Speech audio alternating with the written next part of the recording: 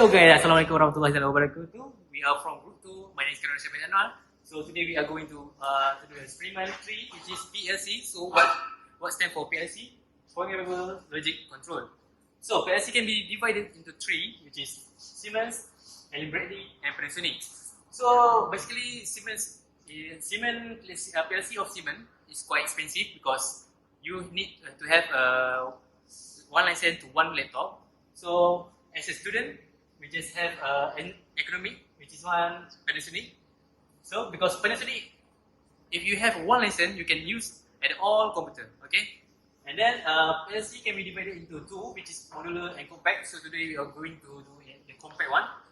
So this one is our equipment, which is Panasonic FPX C30R. So this one is like a box, and then 30 is stand for input and output, and then in R we have a relay and transistor. So in the relay and transistor we have NPN and PNP. So in the PNP is our output, which is the N. Our output is 24 volt. So 24 volt will be used for the experiment. So for the input and output, we have you can see at the box. So later Ikram Afiq will explain more about this. Which is X0 to X9. So the total is 10. This one is 6, and the all total for the input is 16, and for the output we have a 14. So 16 plus 14, this one means 30. So I will pass the presentation to Ikram Afiq. Okay, so for the experiment, the apparatus that we use for the experiment is this one. There is Panasonic SPX C30R. So what means C30R? So for 30 it means output or output, and R that means for relay. So next the equipment is switch. The switch is function to cut off or cut down the circuit.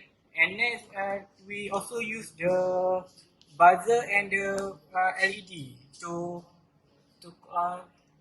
that means we can have change when the light turn on and turn off. That's all. I will pass to the next presenter.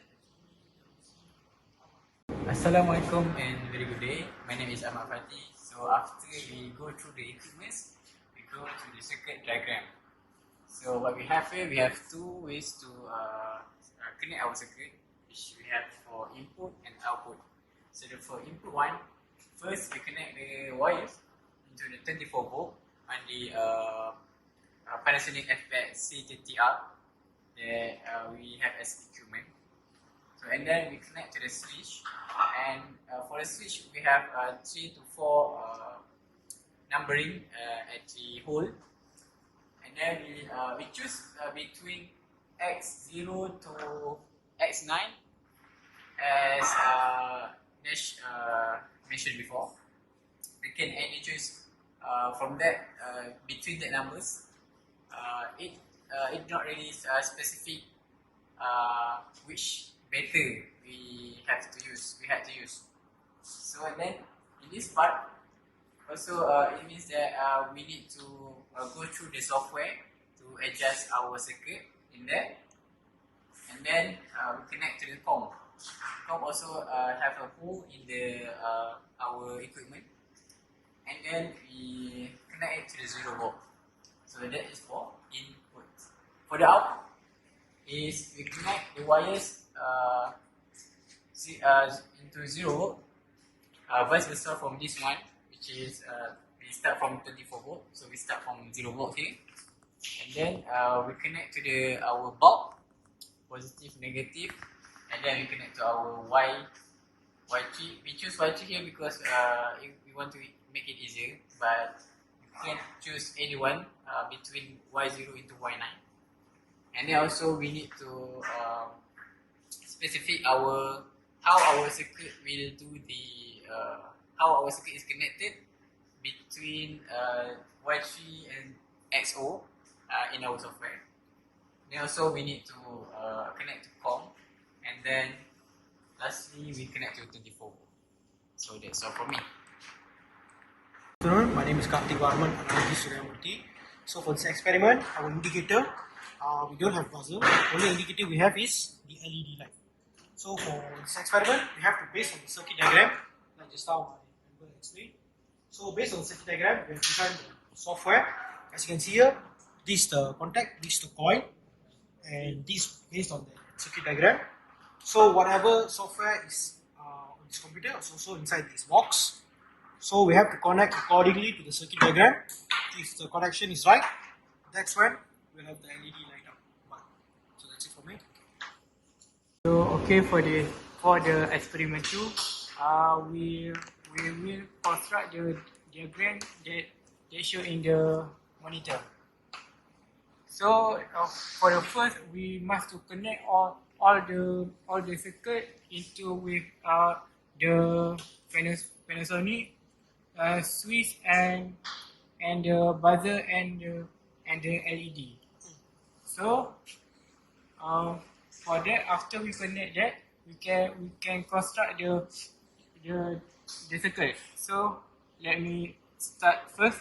So we must. So after we use the term, the time is 2 seconds.